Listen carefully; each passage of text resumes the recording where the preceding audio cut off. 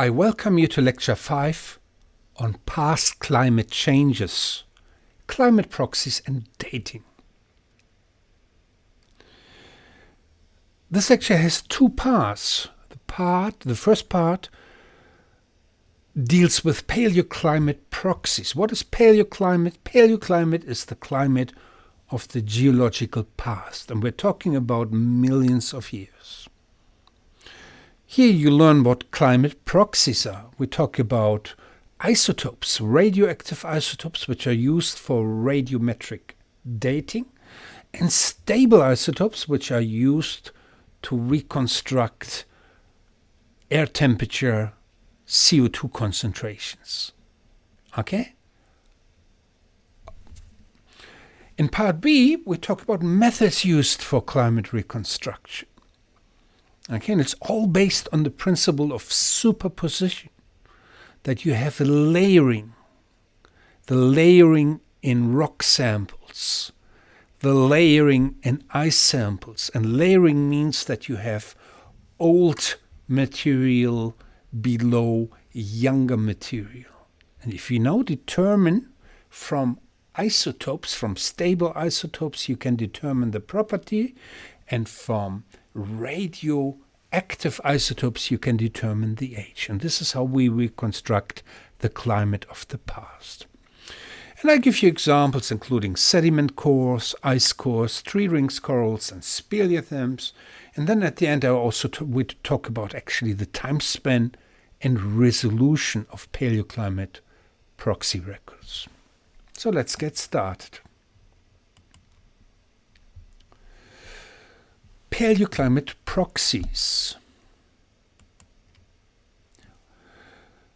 What are climate proxies?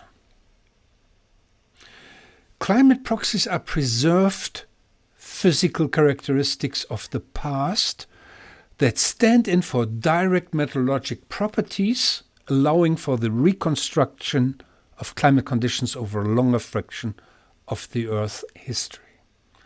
And meteorologic properties, we're talking about air temperature, we're talking about greenhouse gas concentrations. Okay? For example, hydrogen and oxygen isotopes are proxies of past temperatures. Okay, and air bubbles in the ice trap greenhouse gases such as carbon dioxide and methane. Okay, and that you can use the air bubbles, the information contained in the air bubbles trapped in ice to reconstruct time series of temperatures. Not of temperatures, of CO2 and methane. Okay, let's get going. What do we reconstruct? Air temperatures, concentration of greenhouse gases, changes in vegetation, changes in sea level, ice extent, timing of extreme events, mass extinction events, for example, and variations in the ocean circulation. And I'll show you one example. This is the Vostok ice core from Antarctica, and you can see reconstructed time series of the blue curve is temperatures. You can see a blue curve here, temperatures in degrees Fahrenheit. Okay, it's the temperature change in degrees Fahrenheit here, the blue curve. All right, you can see it's low and then it goes up and low and goes up, variation. Look at the time scale of temperatures that you can reconstruct. We're talking about 400,000 years. Okay, 400,000 years before present. Okay, and you can see these significant variation. You can also reconstruct CO2 concentrations. Okay, in parts per million in terms of volume. Okay, and you can see variations, low and high and low and high, these variations. Okay, and in this map, also what it shows you is proposed projected future changes. You know, we're already past 400 parts per million, and we're going up here. Okay, without changes in human behavior, CO2 will be outside and leave this page even. So it's absolutely not seen in the last 400,000 years. Okay, anyway, so let's talk about the significance of isotopes. So first of all, what are isotopes? Isotopes are different varieties of the same element, usually having the same number of protons, but different numbers of neutrons and different masses. Okay, although isotopes vary in the number of neutrons that they contain, the chemical properties essentially are identical. Some isotopes are radioactive, others, called stable isotopes, are not. Radioactive isotopes are used for radiometric dating of geological samples.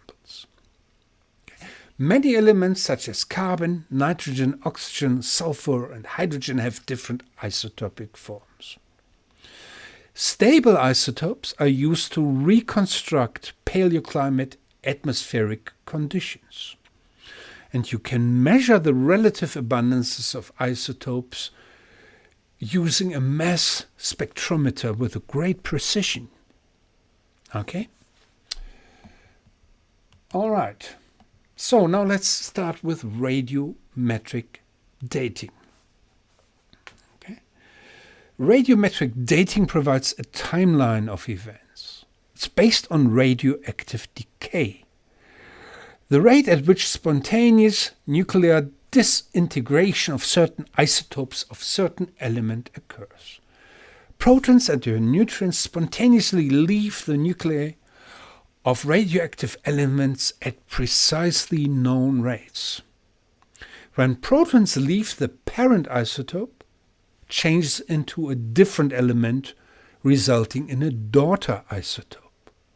The rate of decay of each radioactive element is known.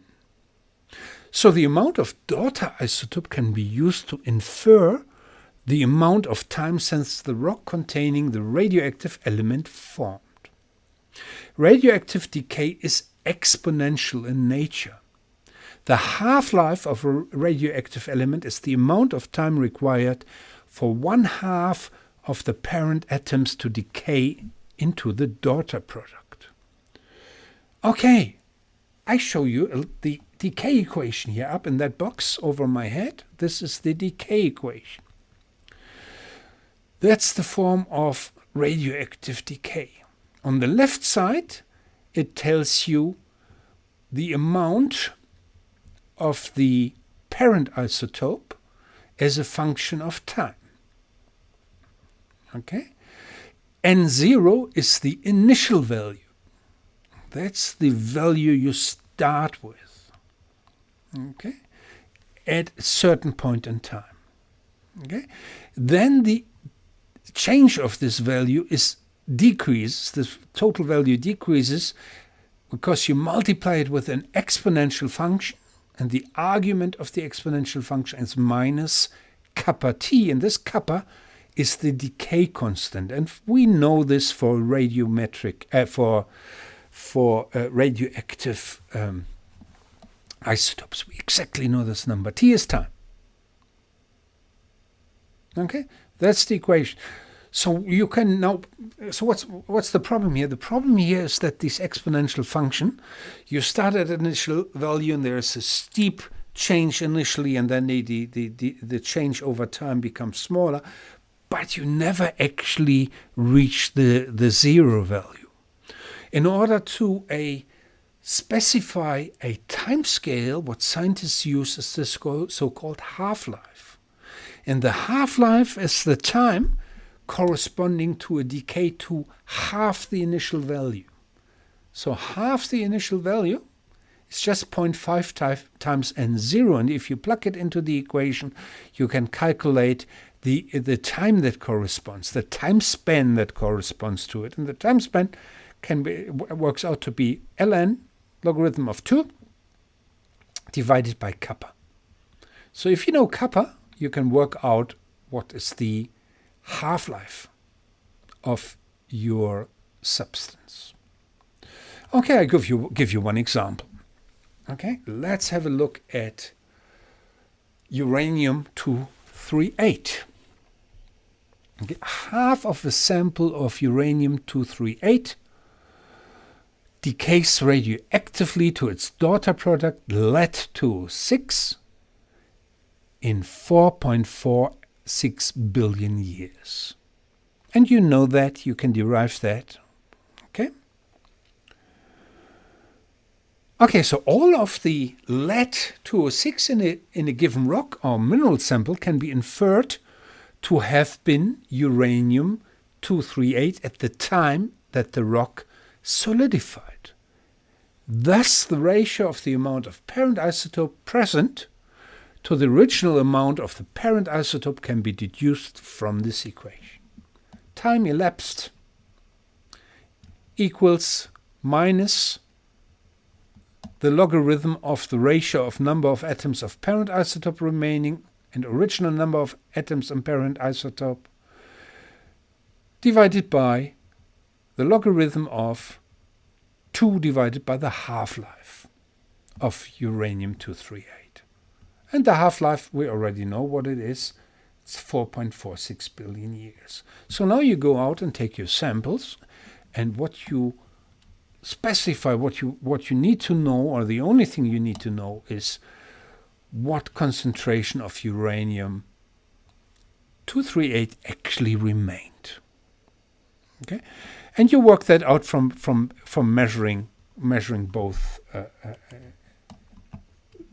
things here. Okay, so I give you one, to be more specific. If a rock sample contains evidence of paleoclimate activity, you can determine U-238 and lead-206 and assume that you have a sample which has 90% uranium-238 and 10% lead-206. Then the equation tells us that the climate regime identified by the sample must have occurred about 678 million years ago. You can work it out by plugging in the numbers. Okay? This is the same equation that we had before. And the only thing that you really changes in the equation is there's a 90% that you plug in. Oh, where's my mouse? Here's my mouse. This is the 90% that you plug in. This 0.093147 is only the logarithm of 2. And this one is your half-life of uranium-238. And you work it out. How cool is that? This is how you can work out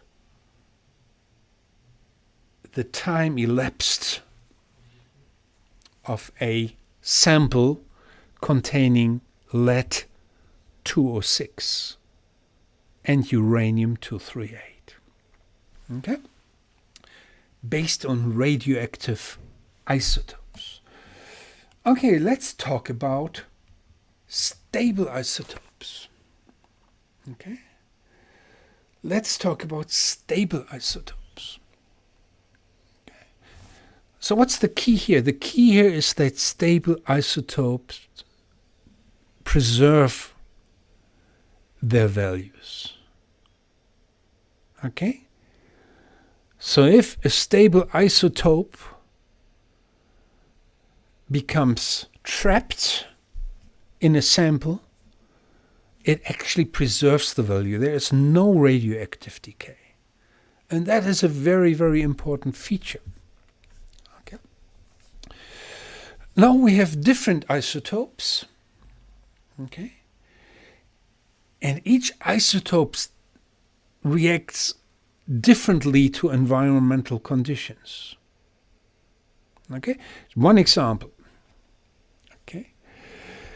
And it's about the oxygen isotopes, the delta 18 and the delta 16. Okay? Example 1, relatively more of the heavy isotope, delta 18, O than the delta 16O, is present in air-trapped and polar ice cores when the temperature is high. If the temperature is low, there's relatively less. So what you do, you actually look at the ratio between these isotopes, and the ratio changes in dependence on the temperature. Okay? If you now measure the ratio in samples, in ice core samples. And over time, the ratio changes. From this change, you can determine the global temperature. Not the global, I mean the temperature at that sample. Maybe the word global is wrong in that context. It's really about the environmental temperature immediate, in vicinity of the glacier. The second example is it's about carbon isotopes. You have a carbon-13 and a carbon-12 isotopes. The growth of algae tends to create algae biomass that contains less of the heavier carbon-13 isotope and more of the lighter carbon-12 isotopes. So you can reconstruct time series of algae growth, of productive and less productive times. Okay, stable isotopes of oxygen and hydrogen are used to derive atmospheric temperature records. Stable isotopes of carbon and nitrogen are used to identify sources of organic matter in seabed sediments. All right, and this is the end of the first part of this topic.